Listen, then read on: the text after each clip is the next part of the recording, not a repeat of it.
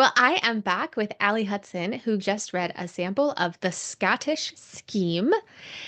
And the very first thing that stood out to me as you started reading is this is in first person. We talk about that a lot on the podcast, but I've never actually had a first person story. So, can you tell me about your creative decision to do that? So I my entire series is in first person, and heads up for my readers, I am switching to third person for the next series. I originally set out to write a romantasy with reincarnation and had a set one reincarnation was set in 1814 and it took over. And so I ended up scrapping the majority of it and starting with the bones of that reincarnation. A lot of things changed from that. Our love interest here, Xander, was actually originally a villain and he was straight. So a lot got Wow. scrapped.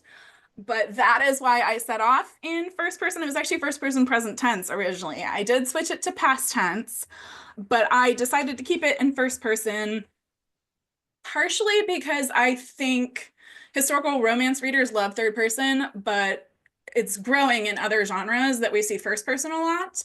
And it's actually kind of preferred by a lot of readers of contemporary and romantasy. And I think we need to try and reach out to some of those readers. I think that, especially romantasy, I think there's a lot of overlap in things they like about romantasy, the forbidden love that has actual stakes, the enemies to lovers where they're actual enemies.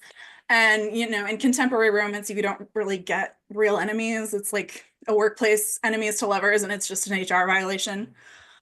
So one of the ways that I'm trying to reach out to those readers is by trying first person, but I'm having, a hard time with some of the traditional historical romance readers. They're not interested in first person. It's jarring for them. So I am caving to peer pressure on that. Well, that's really interesting. And I was going to ask, you set up this series as love stories spanning decades, and now you've mentioned that originally it was a whole reincarnation, which is Yes. something different. So, for the series as it exists, can Yes. you tell us about your vision for it and how you came to this series idea? So I started writing it and I fell in love with two characters in that little section that I had created. And they just screamed that they needed their own story. It was Augie, who is book two, and Celine, who is book four and five, which is a little teaser of something different that I do. And both of them screamed that they needed their own book, at which point I was like, there's no way to write this as a reasonable length fantasy novel with what I'm trying to do. The scope just got too big. And then it kind of took on a life of its own. And I'm half planner, half pantser, so I know who's going to end up with whom and how they're like a one sentence description of how they're going to do it, and then it's all flying by the seat of my pants. So they kind of take on a life of their own, and I've kind of had to rein in new characters that I introduce so that they don't get their own book. Too many And so books. it started as you wanted to write fantasy. This Hmm. is historical romance without fantasy No fantasy elements, element. right?